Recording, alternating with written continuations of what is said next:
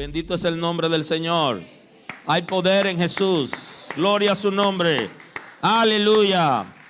Aleluya. Bendito sea Dios. Hoy en la serie de las 3 causas de distracción hablamos del divorcio. Así que quiero compartir con ustedes el concepto bíblico del divorcio, a ver si puedo hacerlo en 2 entregas, hoy y la próxima semana, si es posible. Como le decía al principio, el divorcio es la antítesis del matrimonio, porque lo que existe es el matrimonio y el divorcio es su disolución. Así que quiero compartir el texto bíblico de hoy con ustedes. Vamos a compartir la escritura. En el Evangelio según San Marcos, capítulo 10.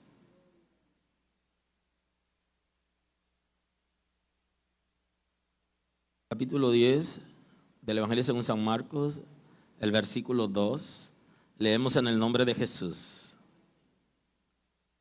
Se acercaron los fariseos y le preguntaron para tentarle si era lícito al marido repudiar a su mujer. Ellos dijeron: Moisés permitió dar carta de divorcio y repudiarla. Y él respondió, Jesús, les dijo: por la dureza de vuestro corazón os escribió este mandamiento. Pero al principio de la creación, varón y hembra los hizo Dios. Por esto dejará al hombre a su padre y a su madre y se unirá a su mujer, y los dos serán una sola carne. Así que no son ya más 2, sino 1. Por tanto, lo que Dios juntó, no lo separe el hombre. Muy amable. Es uno de los temas controversiales en la iglesia entre creyentes por todo aquello del concepto bíblico. Espero poder entrar en el nudo la próxima semana y hoy tener al menos una introducción con ustedes del tema. Y es un tema controversial porque el mundo vive en una época liberal donde todas las personas están viviendo como quieren. Inclusive el pueblo de Israel vivió un momento así, donde cada quien hacía lo que quería. Y en cierto sentido la iglesia no ha podido consensuar, regular el matrimonio, el divorcio, ni tener como una doctrina homogénea como iglesia. Y por eso es un tema controversial que ha pasado de ser una doctrina importante, básica, como lo es el matrimonio, a manejarse a nivel del dogma. O sea que las doctrinas son básicas para la relación con Dios, el conocimiento de Dios y la salvación del ser humano. Sin embargo, el dogma varía de congregación a congregación porque tiene que ver con reglas establecidas por el hombre, que no traen salvación en esencia, sino que funcionan para buena costumbre y para la convivencia pacífica. Y la doctrina del matrimonio se ha manejado como si fuera un dogma, porque no se está manejando al estilo bíblico homogéneamente, sino que diferentes organizaciones cristianas le dan la interpretación que ellos entienden del lugar, y por eso es un tema controversial en el día de hoy. No es nada fácil cómo se maneja el tema. Entonces, el concepto que nosotros tenemos acerca del divorcio es un concepto general establecido en leyes, en las leyes de las naciones del mundo, y tenemos el segundo concepto, que es el concepto bíblico. Ahora, el concepto general es como la expresión, la respuesta. Ustedes saben que se necesita el concepto y el conjunto de palabras que pueden encerrar ese concepto, el concepto determinado y el concepto determinante. En este caso, el concepto determinante es general, que es la acción que disuelve el vínculo del matrimonio y deja a los cónyuges en libertad para contraer nuevas nupcias. Ese es el concepto general del divorcio. Y aquí tenemos que observar dos cosas.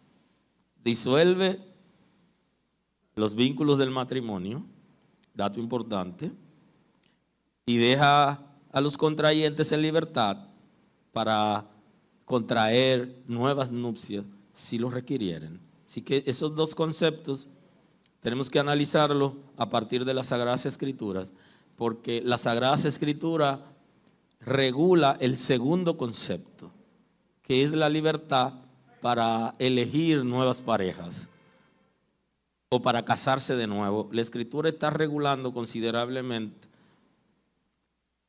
esa parte, la parte B, y regula mucho más que la parte A, porque en la naturaleza misma del ser humano, el ser humano caído, se desata esa naturaleza caída, esa naturaleza concupiscente que pertenece al alma del ser humano. La naturaleza concupiscente del ser humano hace que tengamos rebeldía contra el Creador y alianza con el pecado. O sea, por la concupiscencia nosotros tenemos rebeldía contra Dios y tenemos alianza con el pecado, con aquellas cosas que son desaprobadas por Dios, y eso es como si fuera natural. La regulación del matrimonio, por eso la Escritura la tiene desde el principio, porque todo se desenfrenó. Ustedes conocen la historia desde Génesis 3 en adelante. Acontecieron dos cosas importantes que sería bueno observar para luego ver la regulación bíblica acerca del matrimonio. El primero pasó con Adán y Eva, y el segundo pasó con sus hijos. Y el texto establece en 3:8 del Génesis: y oyeron la voz de Jehová Dios que se paseaba en el huerto al aire del día. Y el hombre y su mujer se escondieron de la presencia de Jehová Dios entre los árboles del huerto. Mas Jehová Dios llamó al hombre y le dijo: ¿dónde estás? ¿Dónde estás tú?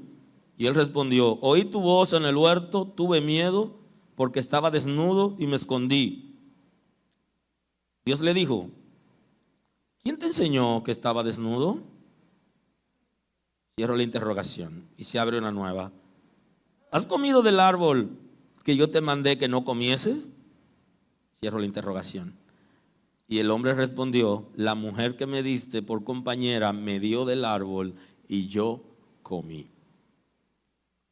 Aquí nace, a partir del pecado original, esa enemistad con Dios, a tal punto que lo hemos analizado el tema antes con relación a Adán. ¿Quién era Adán antes de pecar y quién es Adán a partir del pecado? Tiene una relación cercana con Dios, y entonces esa relación con el pecado se rompe y ahora él tiene vergüenza de acercarse a Dios, tiene miedo y siente culpa porque él había violentado los principios. Entonces Adán y su descendencia, Adán, Eva y su descendencia para siempre, a partir del pecado original, son considerablemente influenciados por el infierno, porque ellos le abrieron una oportunidad. Y entonces el infierno viene a degradar todo. De ahí que Jesús le está diciendo: en el principio, cuando Dios lo creó, no fue como ustedes lo están viendo ahora. Pero ese principio que se refiere ahí es el Adán antes de pecar, que transicionó de una relación con Dios satisfactoria a una vida de pecado, de la santidad al pecado. Y ahora nosotros transicionamos al revés, que es de el pecado a la santidad por medio de la regeneración. Entonces, en esa transición que hace Adán, la hace también Eva y su descendencia para siempre. Hasta que Cristo aparece, pero no deshace la naturaleza corrompida, caída del ser humano, sino que ocurrirá esa transformación cuando se toque la trompeta, porque se tocará una trompeta. Y tanto aquellos hijos de Dios que físicamente han muerto como los que estemos vivos, y ojo con eso, los que estemos vivos seremos arrebatados. ¿Ya? Entonces, en esa transformación que va a ocurrir para entrar en las bodas del Cordero, ahí se va esa naturaleza concupiscente, pero mientras estemos aquí, vivimos con ella, esa naturaleza caída. El segundo punto que tenemos que observar, ya vieron el primero, ¿verdad? Que es Adán caído, donde culpa a su esposa y la esposa culpa a la serpiente de la situación y nadie asume una responsabilidad. Y si le hubieran preguntado a la serpiente iba a decir, pero por favor, iba a gritar diciendo, pero un animal, ¿qué puede hacer? Ustedes saben que algo pasó para que yo actuara de esa manera. Cada quien se iba a defender. Entonces esa naturaleza pecaminosa es lo que lleva a que la gente comiencen a acusarse mutuamente y a rechazarse. Y entonces en el capítulo 4, el versículo 8 del Génesis dice, y dijo Caín a su hermano Abel, salgamos al campo. Y aconteció que estando ellos en el campo, Caín se levantó contra su hermano Abel y lo mató. Y Jehová dijo a Caín, ¿dónde está Abel tu hermano? Y él respondió, no sé. ¿Soy yo acaso guarda de mi hermano? Él le pregunta a Dios ahora, ¿soy yo acaso guarda de mi hermano? ¿Tú me estás pagando para que lo cuide? Y él le dijo, ¿qué has hecho? La voz de la sangre de tu hermano clama a mí desde la tierra. Comenzó el conflicto entre los seres humanos a partir del pecado, y en toda relación se dan conflictos. Inclusive hay cosas que nunca entenderemos que ocurren hasta en la gracia. Y es que gente que son creyentes, que son siervos de Dios, inician un proyecto ministerial, inician una empresa, inician un matrimonio, inician muchas cosas y terminan rompiendo. Óigame, aleluya. ¿Alguien está aquí hoy? Porque hay un gen que tiene que ver con la naturaleza concupiscente y es el gen del rechazo, es el gen del odio. Entonces ese gen que lo produce la naturaleza concupiscente es tan natural que nosotros nos hemos habituado, acostumbrado a eso. Y el mismo Dios regula las relaciones para evitar situaciones mayores, porque Dios está pendiente de ambos, del socio como de la socia, o ambos socios, en las empresas, en los negocios, en los ministerios. Y es una pregunta que se puede hacer usted también, pero ¿y cómo es posible que si son creyentes se inician un ministerio, terminen enemigos, terminen guapos? Pero ¿cómo es que si inician una empresa, un proyecto, terminen de esa manera? ¿Cómo es que si inician un matrimonio terminen de esa manera? Bueno, justamente esa naturaleza concupiscente, cuando se subleva, cuando el ser humano deja de controlarla, se van a ver situaciones difíciles, cosas muy interesantes que da cabida a análisis. Imagínese usted que un hermano es capaz de matar a otro hermano. No lo había leído en ningún periódico, porque ustedes saben que hay una conducta que es influenciada, y eso se da en nuestro país. Cuando usted lee en el periódico, ve en la noticia que hay un feminicidio, usted se da cuenta que se producen varios. yo sé que usted lo ha visto, que hay momentos tranquilos. Uno comenzó como efecto dominó, porque hay una influencia con lo que la gente lee, escucha, ve, lo que está pensando y cómo los espíritus operan a partir de la gente tiene un pensamiento, está analizando algo y entonces cuando ve que ocurre es como si lo motivara esa misma influencia para hacerlo. Caín no leyó en ningún periódico que la gente se mataba, nunca lo había visto, que podía destruir a su propio hermano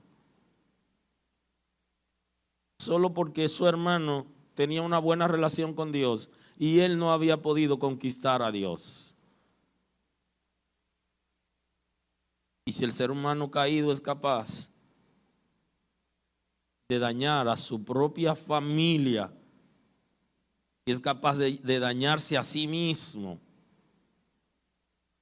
entonces hay una situación que no se puede analizar de manera simple. Es un asunto que también tenemos que verlo en términos espirituales. Adán y Eva le dieron legalidad al pecado, al enemigo, y él tomó parte en ellos. Y los descendientes de ellos, que somos nosotros, aún habiendo recibido a Cristo como nuestro Salvador y conociendo la palabra, somos capaces de rebelarnos, de ser soberbios e independizarnos de Dios. Y si eso es así, ¿cuánto sería a una relación establecida debidamente, conforme a las regulaciones de las leyes de la tierra y del cielo? Entonces Dios, viendo que el ser humano ya había caído y se había degradado, entonces aquí viene el asunto, regula las relaciones todas, incluyendo las de matrimonio. Le pone normas, le pone parámetros y regula las relaciones de familia y de matrimonio, que estén fundadas en base del amor. Porque Dios está cuidando a ambos, no solo protege al hombre o a la mujer, sino a ambos en la relación. Y no quiere que se adueñen, y este es un concepto que la iglesia no ha podido entender o interpretar. El hecho de que seamos uno, nadie se puede adueñar del otro, coartando su libertad y sus derechos. Y aquí ahora no solamente la Escritura está regulando, sino que las leyes de los países del mundo regulan los matrimonios también. Porque esa pareja que se casan en amor y que se quieren consumir uno con otro, terminan rechazándose tanto que no quieren ni verse. Y lo interesante es que hay personas que se sientan a escuchar la Escritura en una congregación que viven esas experiencias. Bendito es el nombre del Señor. En el antiguo pacto también se reguló. El matrimonio se regula también en Deuteronomio. El libro 5 de Moisés aparece una palabra muy interesante. En el capítulo 24, el versículo 1. Quiero compartir con ustedes esa porción de la Escritura.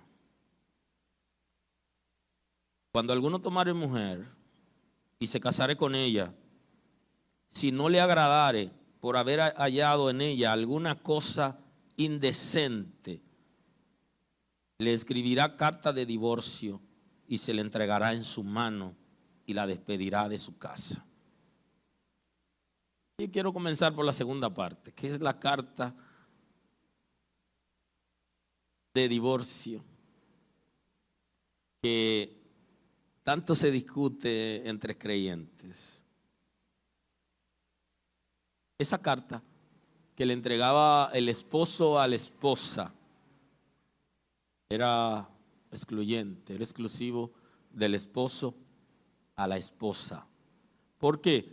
Porque el esposo era el que estaba autorizado a romper las relaciones, aun cuando en algunos casos, y lo vimos en uno de los devocionales, un caso no común, el capítulo 2 de los Proverbios, donde el proverbista presenta un caso diferente de una mujer que tiene una vida y un comportamiento extraño, pero no era tan común. Entonces, en este caso, el hombre le daba la carta de divorcio y eso significaba que ella estaba libre para ella casarse con quien ella quisiere con esa carta. Cuando alguien se acercaba, le decía, no, pero esa es la esposa de fulano. Entonces ella decía, no, yo tengo una carta donde dice que yo estoy en libertad para casarme con quien yo quiera. Entonces Dios reguló el asunto para que la gente no se adueñen en la relación, sino que sea una relación de amor, de respeto, y que la gente no se siente esclavo para siempre. Ahora, ¿cuál es la causa que dice? Si hallare, alguna cosa indecente. Y ese indecente se está refiriendo en otros textos a una muchacha que engaña al novio y ella ha tenido alguna experiencia sexual y no le dice al novio de su experiencia antes de casarse. Y en Israel, entonces el hombre, como había sido engañado, estaba en libertad de repudiarla. Ustedes saben que había casos donde aún la entregaban para ser apedreada y todo eso. Si él no estaba conforme, y es bueno que nosotros ahora analicemos el caso, porque ya muchas muchachas vienen a la iglesia y otras en la misma congregación tienen experiencia. Es extraño que pasen en la misma congregación, pero sí, en las congregaciones hay unos chicos que son expertos conquistando mujeres y luego dejándolas. Y la iglesia es muy permisiva con esa gente.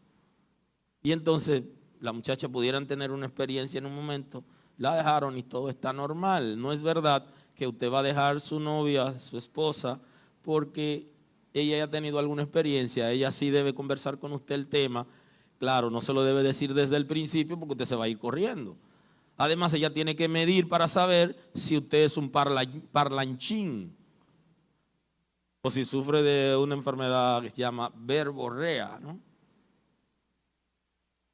Que no tiene sabiduría, el que no es discreto, ¿no? Entonces usted no puede, y si usted se lo dijo y se lo regó a todo el mundo y se fue corriendo, no, usted tiene que estar segura de que usted va a conversar con ese prometido suyo, para utilizar la palabra que usamos la semana anterior, ese prometido suyo, entonces usted le va a contar la experiencia antes de casarse para que él sepa, no se lo diga al principio y asegúrese antes de decirle que él no va a difamarla. ¿Alguien está aquí hoy? No vaya a hacer cosas porque en la iglesia hay de todo. No solo se van corriendo, sino que lo dicen. O en su defecto se quiere aprovechar de la muchacha por cuanto se expone con cierta debilidad por su experiencia. Deberíamos estar claros de eso. Toda persona que se va a casar debe conversar con su prometido, el prometido con la prometida, y contar las cosas que son posibles de contar, que son viables y que son importantes, para que después del matrimonio no haya situaciones. Bajo ninguna circunstancia estamos diciendo que la ley es la gracia. Estamos en el nuevo pacto, tenemos otra experiencia, pero con todo y eso usted debe tener una relación sana con quien usted se va a casar y va a vivir para toda la vida. Así que asesórese bien antes de contar sus cosas a alguien.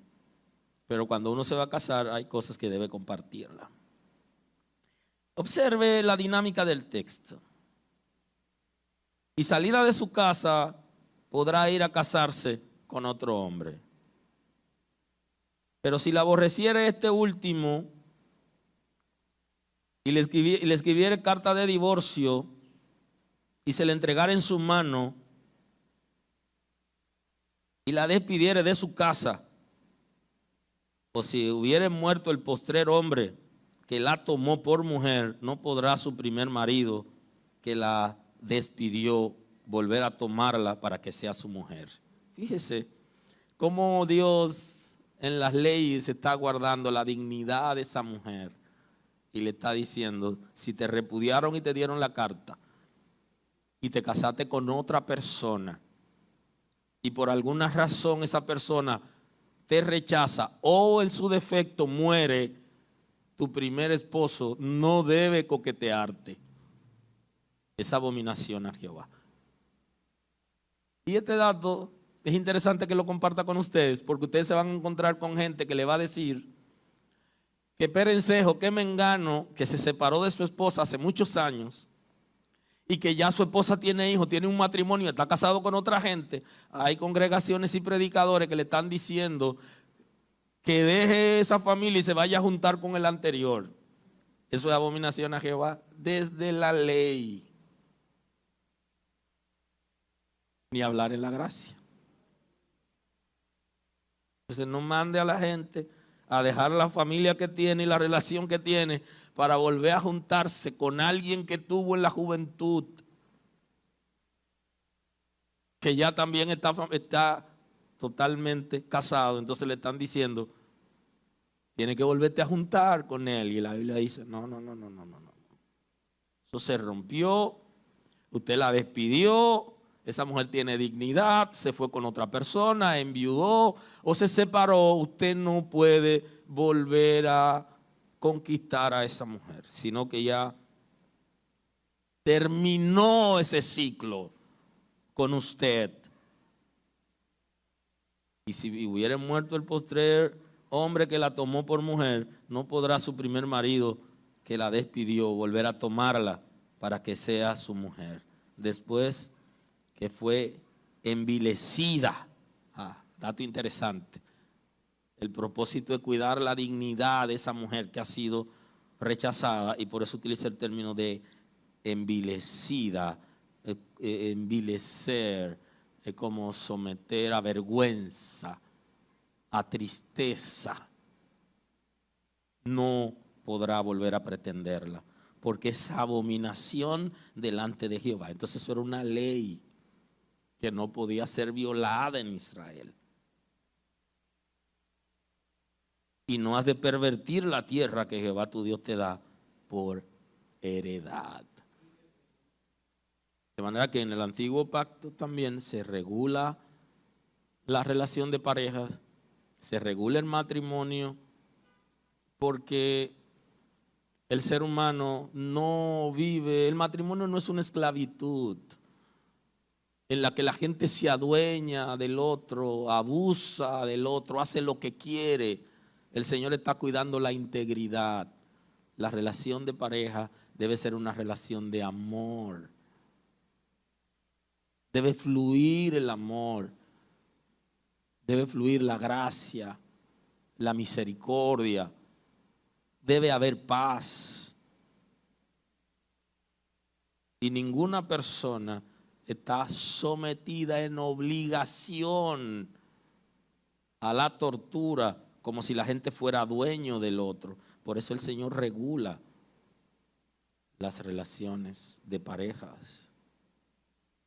Entonces aquí en el texto que tenemos para hoy, que leímos al principio, aquí van donde Jesús, con el propósito de poner a Jesús en jaque. Como él viene con una nueva enseñanza, ya sabían opiniones de Jesús acerca del matrimonio y aquí vienen a acorralarlo. Dice que tener a Jesús cerca es una buena oportunidad para aprender, para conectarse con el Padre, para reconciliarse con Dios. Pero los religiosos no tenían interés de esto, sino de avergonzarlo. Pero fíjese con qué peñón, con qué roca estaban chocando. Y se acercaron los fariseos. Usted conoce ya ese término. Se utiliza mucho en el lenguaje evangélico. Cuando usted dice fariseo a un inconverso, ni caso, porque lo conoce en el lenguaje evangélico que se utiliza para referirse a alguien engañador, religioso y todo eso. Pero los fariseos eran el grupo, Israel había diferentes grupos religiosos, y los fariseos eran los que defendían la sana doctrina en Israel, y los que creían en los ángeles, en los principios, en la santidad, en la obediencia, pero tenían una situación que eran religiosos, y el religioso termina tapando cosas pequeñas o grandes, pero descubre otras porque en su debilidad no tenían ese arrepentimiento, y Jesús lo llamó la atención considerablemente. Los fariseos tenían competencia con Jesús, y esto es importante. Sentían competencia con Jesús igual que los sacerdotes, porque la gente le hacía más caso a Jesús que a ellos, que eran los líderes, eran los doctores de la ley, eran los maestros, eran los que enseñaban. Y entonces el pueblo andaba detrás de Jesús y le decía, cuando escuchaba la palabra de Jesús, le decía a ellos: pero él habla como quien tiene autoridad, él no es hipócrita.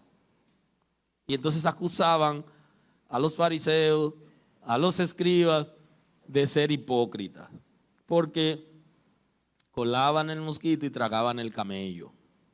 Ponían carga pesada sobre la gente, pero ellos no la movían ni con un dedo. Y eso hacen los religiosos. Enseñan cosas a la gente y lo motorizan para que hagan cosas, pero ellos nada que ver.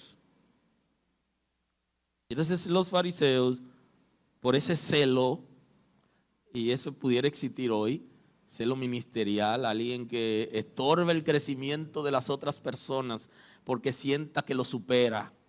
Eso puede pasar en la iglesia entre líderes del mismo nivel o líderes que están en un nivel superior que otros, y así sucesivamente. Le ponen zancadilla, le meten el pie para que se caigan, impiden su desarrollo porque no están al mismo nivel. Dios está usando a alguien que obedece, y el que no obedece, entonces ahí entra la palabra de ahorita, la de Caín. Se sienten mal porque no pueden agradar a Dios, porque no se rinden por medio del arrepentimiento. Entonces esos fariseos querían avergonzar al Señor en algún momento para ponerlo en ridículo delante de la gente, porque de esa manera sacaban partida de la ridiculez que pudieran someter al Señor o avergonzarlo en público. Entonces ahí viene la pregunta: si era lícito al marido repudiar a su mujer. Dinos ahora, maestro, ¿es lícito que un esposo se separe de la mujer o tiene que quedarse con ella para siempre, pase lo que pase, haga lo que haga? Y entonces aquí el Señor se detiene con ellos, y algo muy interesante de Cristo es que establece una conversación con preguntas en la que distrae a la persona que fue a tentarlo, a perseguirlo, interactuando, lo distrae.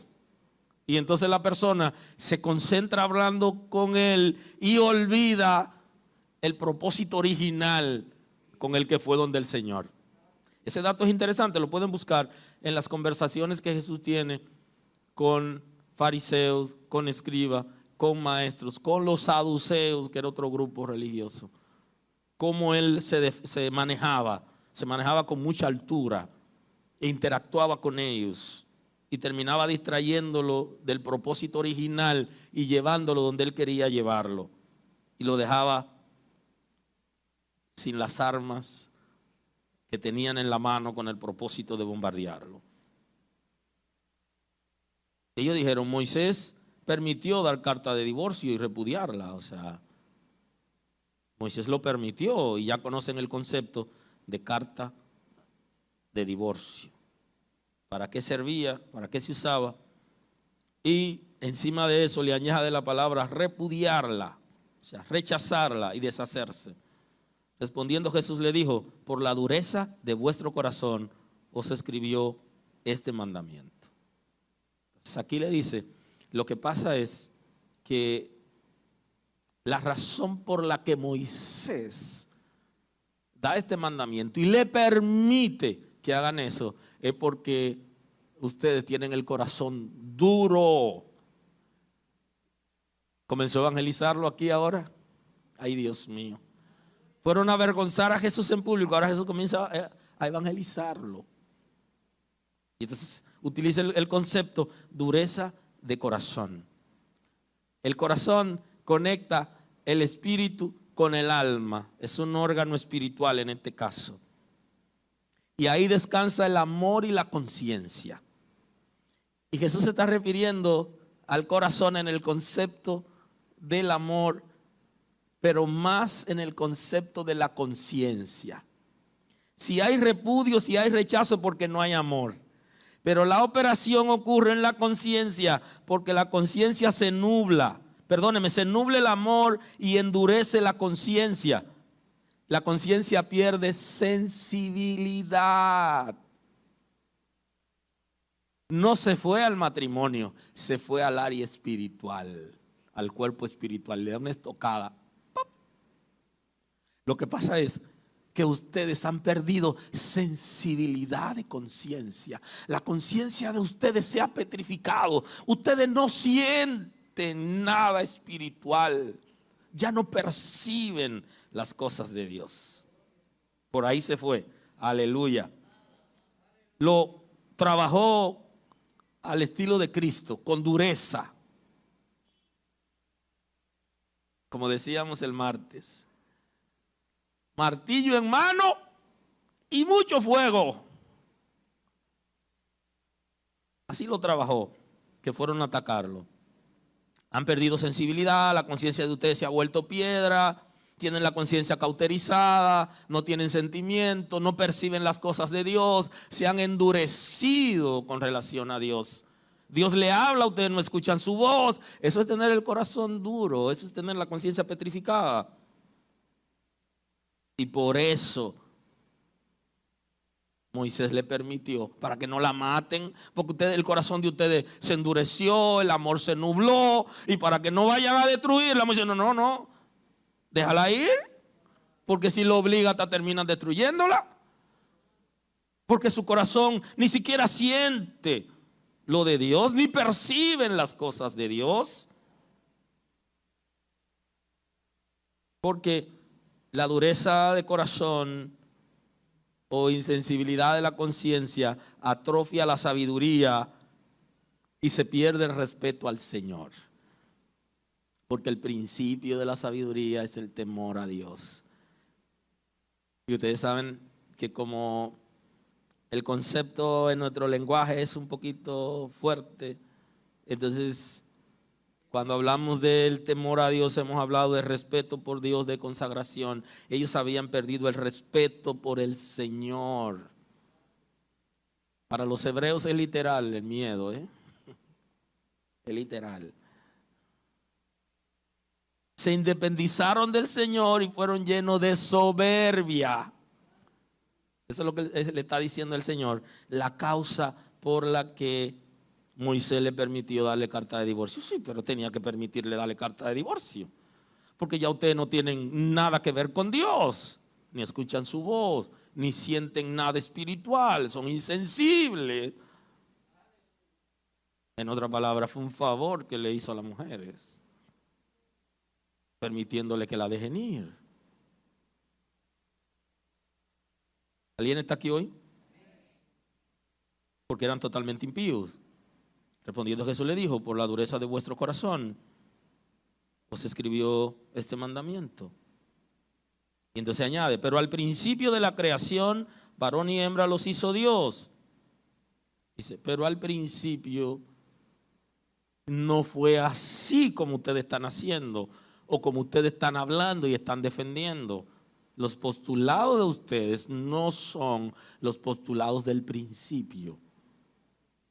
Porque en el principio era solo un hombre y solo una mujer para cada quien.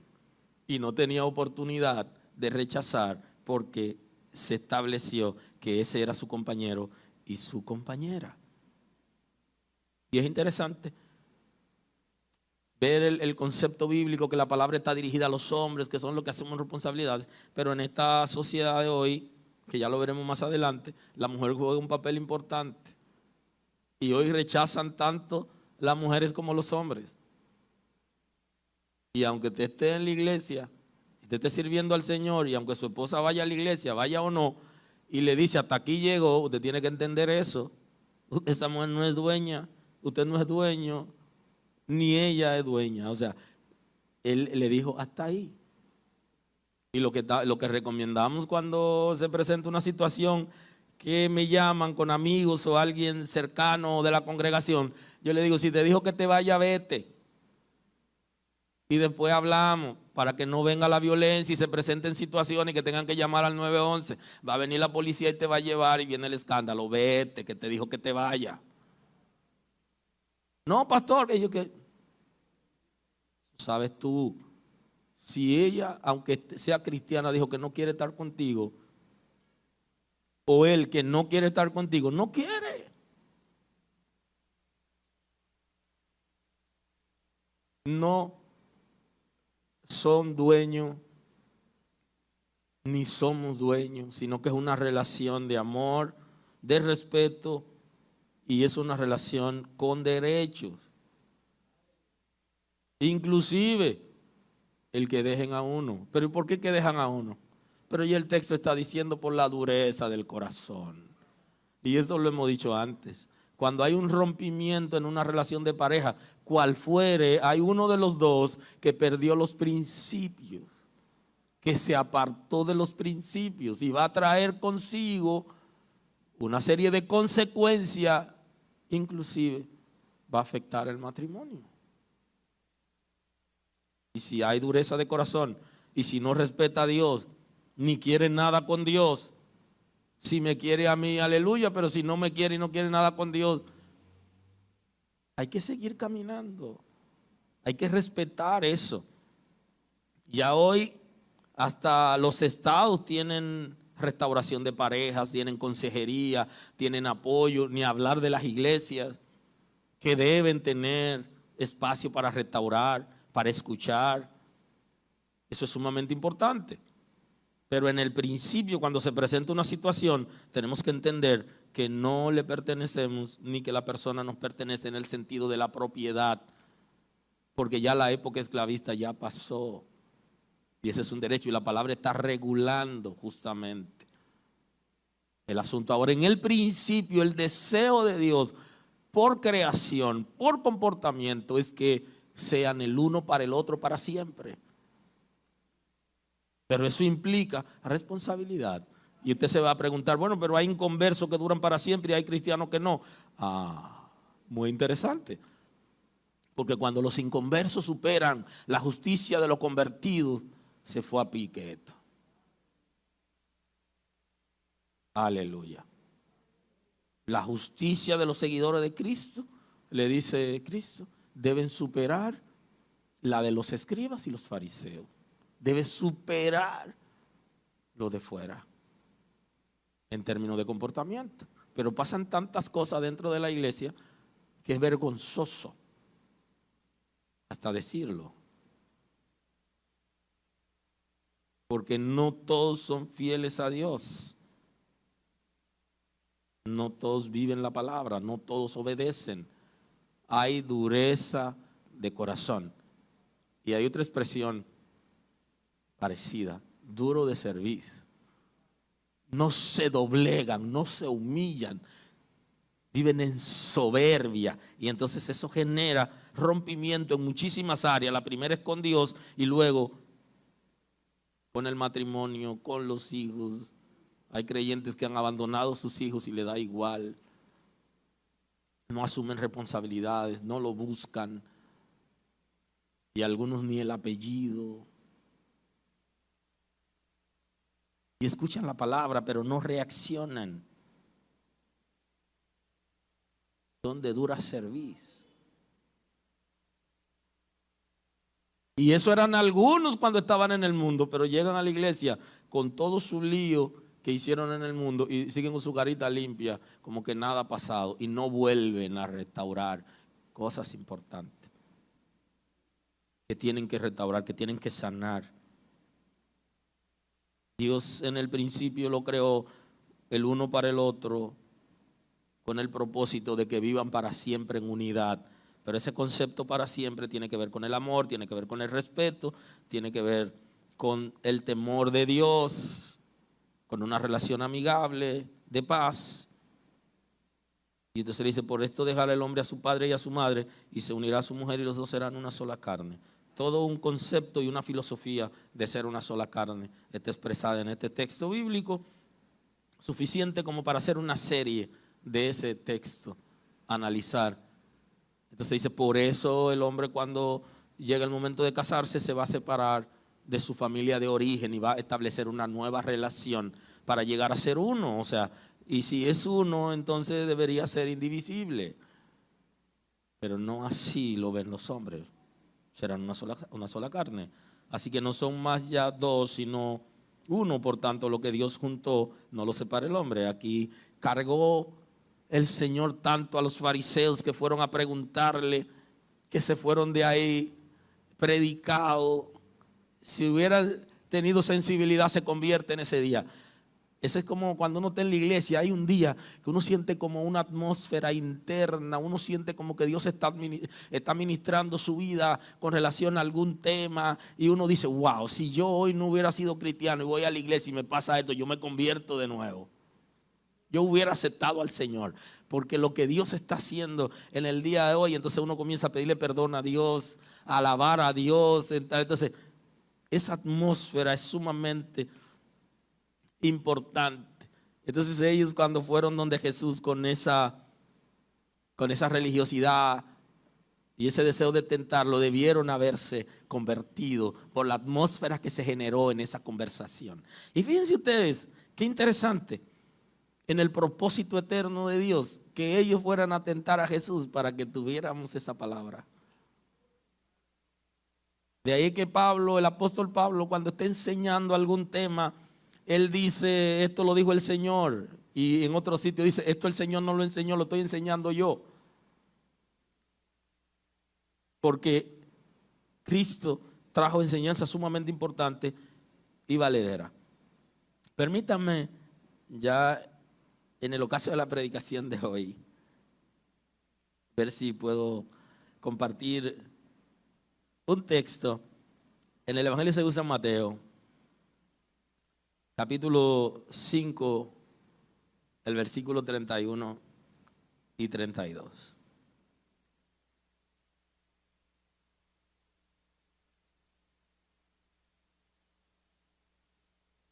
Ya hay una expresión de los religiosos que dicen palabra de Dios. Te alabamos, Señor. Mire, el texto de ahora está para decir eso y quedarse, mire, en silencio. Oiga lo que dice. 5:31. También fue dicho, cualquiera que repudie a su mujer, dele carta de divorcio. Pero yo os digo que el que repudia a su mujer, a no ser por causa de fornicación, hace que ella adultere. Y el que se casa con la repudiara, comete adulterio. Palabra de Dios. Aleluya. Eso lo dijo Jesús. Mire, búsquelo por donde usted quiera. Aquí Jesús está regulando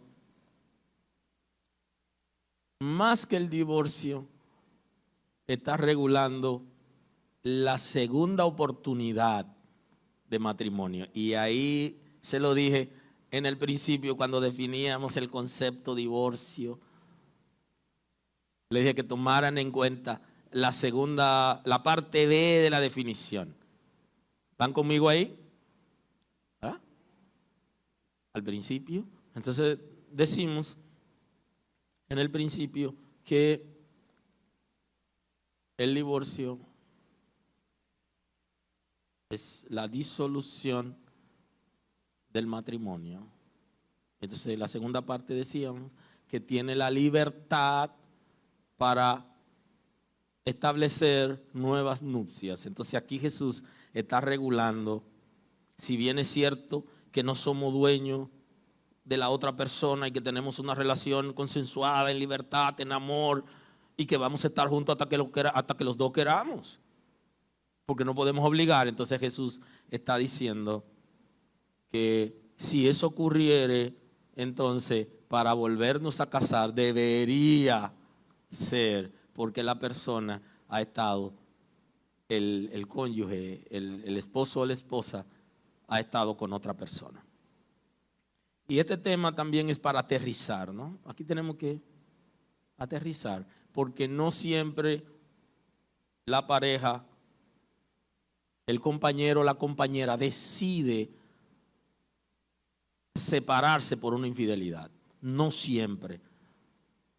Ahora, si decidiere separarse, porque tampoco promovemos que no perdonen, no estamos promoviendo eso, ni Cristo lo está promoviendo. Él está diciendo que cuando hay pecado sexual, la persona está en libertad, pero no quiere decir que no perdone y que no se reconcilien.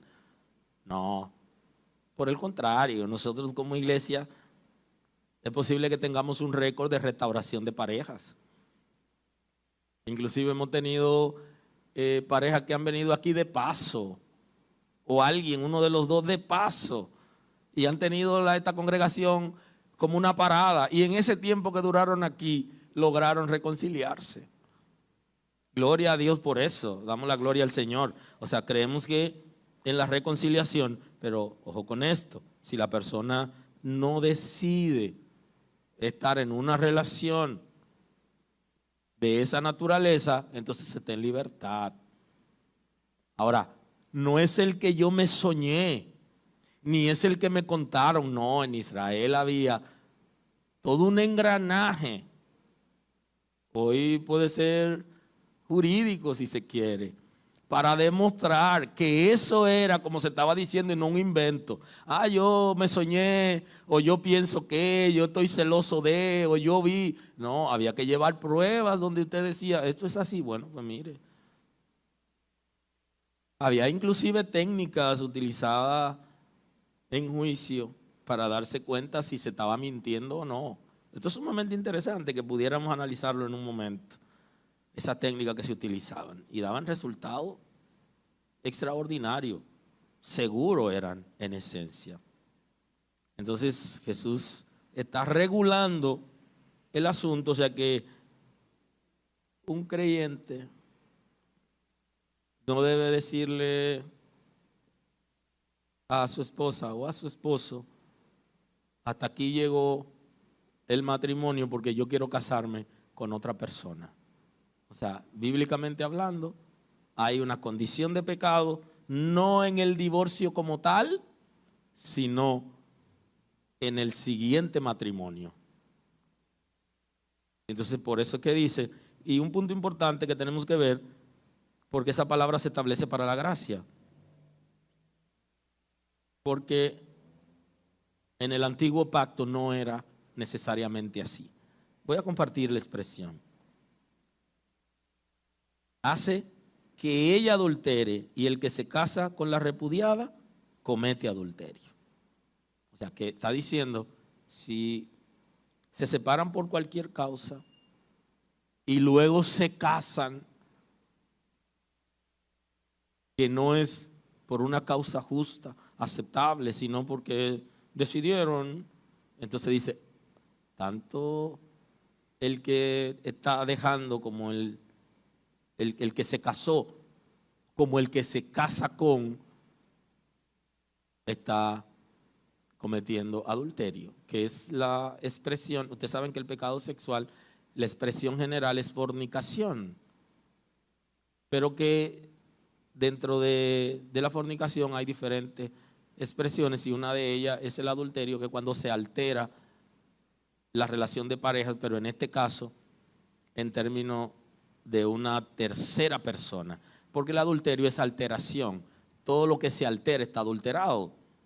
De ahí que cuando usted compra, antes se vendía la leche, la gente lo compraba directamente al ganadero, y entonces decían que la leche estaba adulterada porque en el lenguaje evangélico dicen está bautizada porque tenía agua.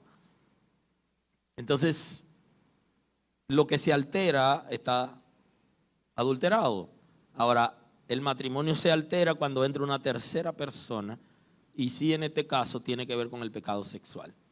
Y entonces, si alguien quiere dejar a su esposa o a su esposo, que se casaron libremente en amor y que se hicieron promesa, por algún conflicto interno en el matrimonio, deben separarse y luego buscar ayuda para una posible reconciliación. Ahora, aquí el texto está diciendo que dejarla para casarse con otra persona, entonces están incurriendo en pecado. Si el divorcio aparece en la Escritura como un pecado y lo presenta Malaquías, y yo sé que ahí me van a dar un par de segundos, ¿verdad? De los míos, ni siquiera le voy a pedir minutos, un par de segundos para compartir el texto, porque en Malaquías sí aparece, pero es un caso donde hay malicia en la separación, donde alguien está sacando ventaja. Pero si es malo el quedarse casado para engañar o para no repartir los bienes, también es malo divorciarse y no repartir los bienes. En ambos casos es malo, porque hay algunos que se quedan casados todo el tiempo, nunca se divorcian, tienen su vida con quien quieren, pero no quieren repartir los bienes con la esposa. Eso es tan pecado como lo es separarse y no repartir. Y creo que Malaquías se está regulando esa parte, porque había un repudio donde el hombre mandaba a la mujer a la calle sin nada de lo que había trabajado con él toda la vida y le pertenecía, pero no había una ley que regulara, como es el caso de hoy, que ya se regula todo esto de que hay que partir. Y entonces el hombre le echaba a la calle y no había nadie quien protegiera a esa mujer después de haber pasado la vida entera con ese hombre. Y hasta los hijos le quitaba y todo, la pertenencia, y le echaba a la calle. Y entonces el Señor está llamando pecadores a sus hijos, al pueblo de Israel, por esa conducta. Y dice el texto, Malaquías 2:13: y esta otra vez haréis cubrir el altar de Jehová de lágrimas, de llanto y de clamor. Así que no miraré más la ofrenda para aceptarla con gusto de vuestra mano. Ni ofrenden, le dice. Yo no sé qué afán tiene la gente por pedirle ofrenda a impíos y gente que no cambian ni se transforman y que maltratan su familia. Dios le dice, ni ofrenden. Y si gritan, ni lo voy a escuchar. Le dice, mas diréis, ¿por qué? Porque Jehová ha testiguado entre ti y la mujer de tu juventud, contra la cual has sido desleal, siendo ella tu compañera, la mujer del pacto. ¿No hizo él uno habiendo en él abundancia de espíritu? O sea, no pudo Dios haber hecho muchísimas mujeres para Adán, pero le hizo una. ¿Y por qué una? ¿Por qué uno? Porque buscaba una descendencia para Dios. Guardaos pues en vuestro espíritu y no seáis desleales para con la mujer de vuestra juventud, porque la mujer de vuestra juventud, porque Jehová Dios de Israel ha dicho que él aborrece el repudio y que cubre, y al que cubre de iniquidad su vestido, dijo Jehová de los ejércitos. Guardaos pues en vuestro espíritu y no seáis desleales.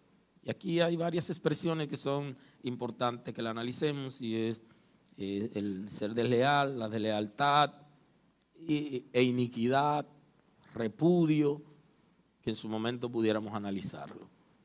Entonces, aquí hay un comportamiento que no se había regulado en Israel. Pasar la vida entera en pareja, trabajando, produciendo, o en su defecto, la mujer en la casa cuidando a los niños, cuidando al esposo, asistiéndolo en todo y él progresando, y al final la aparta y no le da nada. Inclusive en la República Dominicana se ha sentado precedente porque hay algunos que tienen relaciones de concubinato, o sea que no están debidamente casados, y ha habido demanda que mujeres han conseguido que no la manden vacía por el tiempo de concubinato que tuvo con ese hombre. O sea que la justicia de la República Dominicana ha obrado a favor de algunas mujeres, se ha sentado un precedente, es la palabra, en la República Dominicana, y aquí Dios está castigando eso. Y hay creyentes que sacan ventaja cuando se produce el divorcio y quieren no repartir, y el Señor está llamando esa conducta como pecaminosa. ¿Cuál sería lo ideal? Lo ideal sería que duraran para siempre, pero ya sabemos que por la dureza de corazón hay gente que con ellos no se puede vivir y que tarde o temprano se va a producir una ruptura porque se han endurecido, no sirven a Dios, no tienen temor de Dios, y hay condiciones que se dan que la misma palabra está regulando de la vida de esclavitud y la vida de libertad en Cristo. Ya lo veremos la próxima semana, lo que Pablo plantea acerca del inconverso, el concepto de que es inconverso porque solamente aquellos que no han aceptado a Cristo como Salvador, que no están arrepentidos, son los que tienen tales conductas. Y le dice, y si el inconverso no quiere vivir con él, no lo obligue. O sea, el Señor te llamó a libertad. Eso lo veremos ya la próxima semana. Pero quiero concluir ya hoy. Gracias por los segundos que me dieron. Se tradujeron en minutos, ya van 3. El divorcio es una realidad social y una realidad eclesial también. Es una realidad en la sociedad y en la iglesia. Y nosotros, como iglesia, no podemos rechazar a la gente que ha sido divorciado. Y eso ustedes tienen que tomarlo en cuenta. Va a llegar gente a la iglesia con miles de problemas, rechazados o rechazaron, y se van a chocar con Cristo y van a venir arrepentidos. En la puerta usted no puede ponerse con un librito y preguntarle, ¿usted está divorciado? Para que entre. No puede hacer eso. Porque la iglesia, el Señor nos llamó a restaurar. Y si hay algún impedimento para entrar al cielo, que se lo ponga el Señor, no la iglesia. Porque el que llegó a la iglesia debemos recibirlo. Y debemos enseñarle la palabra. Y si hay algo que se puede hacer, se restaura. Pero hay cosas que por su naturaleza y por todo lo que ha pasado no se pueden restaurar. Inclusive van a llegar hombres que fueron sanguinarios en su casa, que hasta los hijos le tienen miedo, la esposa y todo el mundo, y se le esconden. Y cuando llegan a Cristo todavía le tienen miedo porque no creen que tan rápido han cambiado. Sin embargo, esa persona también tiene oportunidad, porque el sacrificio de Cristo en la cruz del Calvario cubre todo pecado. Y no debemos impedir que entre a la iglesia. Nosotros estamos llamados a restaurar vidas y matrimonio dentro de lo posible, dentro de lo que es viable, porque lo que no es viable hay que dejárselo al Señor, que Él se encargue. Ahora nosotros estamos llamados como iglesia a restaurar vidas primero y segundo matrimonio. La gracia del Señor con todos.